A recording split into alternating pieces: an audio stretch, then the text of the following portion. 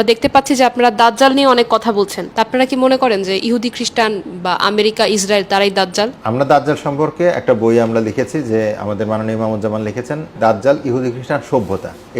এই শব্দটা অনেকে ভালোভাবে বুঝতে পারছেন না। আমরা ইহুদি খ্রিস্টানদের তৈরি করা যে সভ্যতা, আমরা এই সভ্যতাটাকে দাজ্জাল বলছি। এই পৃথিবীতে বহু সভ্যতা অতীত হয়ে গেছে। আল্লাহর বিধান ভিত্তিক, আল্লাহর হুকুম ভিত্তিক একটা সভ্যতা, আল্লাহর তৌহিদ ভিত্তিক, সার্বভৌমিক ভিত্তিক একটা সভ্যতা কিন্তু ইসলাম প্রতিষ্ঠা করছিল। এটা ছিল একটা সভ্যতা, এটা একটা সভ্যতা। ঠিক একইভাবে সভ্যতা মানে তার একটা আদর্শ থাকতে হয়। তো বর্তমানে যে পাশ্চাত্যের যে বস্তুবাদী জড়বাদী যে সভ্যতাটা চলছে, ধর্মহীন একটা সভ্যতা, আত্মাহীন একটা সভ্যতা, যাদের মূল পাওয়ার হচ্ছে তাদের প্রযুক্তি, যাদের মূল কথাই হচ্ছে কি ধর্মের তেমন কোনো প্রয়োজনীয়তা নাই, ধর্ম ব্যক্তিগতভাবে কেউ পালন করলে করবে, না করলে নাই। পৃথিবীর সমস্ত যাবতীয় সমস্যাগুলা সমাধান করতে হবে মানুষ তার নিজের মাথা খাটায়, নিজের বুদ্ধি খাটায়, যেটা মনে করবে যে ভালো তারা সেটা করবে। স্রষ্টাকে বাদ দিয়ে দেওয়া হলো, বাদ দিয়ে আল্লাহীন স্রষ্টাহীন একটা সভ্যতা প্রতিষ্ঠা করা হলো, বস্তুবাদী জড়বাদী একটা সভ্যতা প্রতিষ্ঠা করা হলো। সেই সভ্যতার ফল হচ্ছে মানব জাতি ধীরে ধীরে ধীরে ধীরে পারমাণবিক বোমা আবিষ্কার করে পুরা পৃথিবীতে আজকে হাজার হাজার পারমাণবিক বোমা, সেই বোমার উপরে মানব জাতি দাঁড়িয়ে আছে এবং যে কোনো মুহূর্তে বিশ্বকে ধ্বংস করে ফেলতে পারে, এমন একটা ভয়াবহ পরিস্থিতির সৃষ্টি হয়েছে। এবং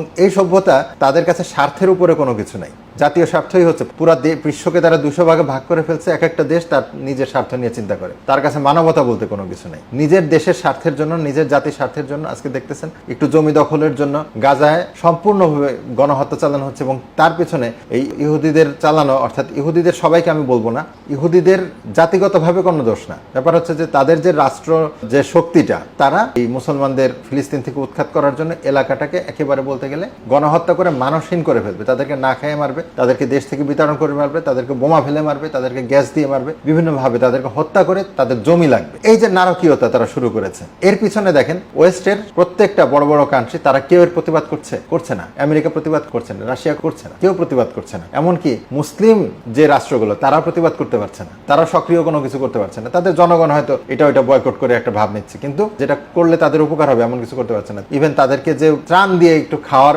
ব্যবস্থা করে দেবে, তাও করতে পারছে। কারণ হচ্ছে যে পুরো পৃথিবীটা আজকে এক মহাশক্তিশালী সভ্যতার হাতে, সেটা হচ্ছে পশ্চিমা সভ্যতা। সে এক মহাশক্তিশালী দানব, চাইলে কোনো দেশকে না খেয়ে মেরে ফেলতে পারে, চাইলে প্রাচুর্য পরিপূর্ণ করে দিতে পারে। মহাশক্তিধর একটা দানবের কথাই আল্লাহ রাসূল বলে গেছিলেন। আখিরে যুগে এমন এক মহাশক্তিশালী দানব আসবে, যার এক হাতে থাকবে জান্নাত, এক হাতে থাকবে জাহান্নাম। তার কাছ থেকে রিজিকের অফুরন্ত ভান্ডার, সে সেখান থেকে যাকে ইচ্ছা তাকে দিবে, যাকে ইচ্ছা বঞ্চিত করবে। তার পদতলে মুসলমান বিশ্বের চরম দুরবস্থা নেমে আসবে।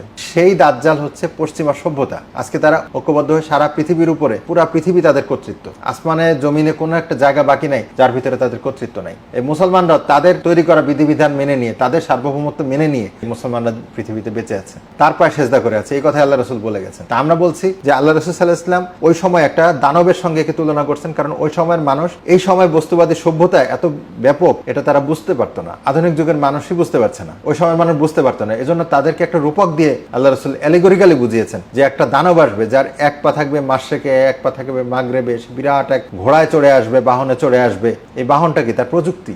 যে প্রযুক্তি আজকে মহাকাশ, আকাশ, জমি সবকিছু সেখানে তার প্রযুক্তি ছড়িয়ে আছে।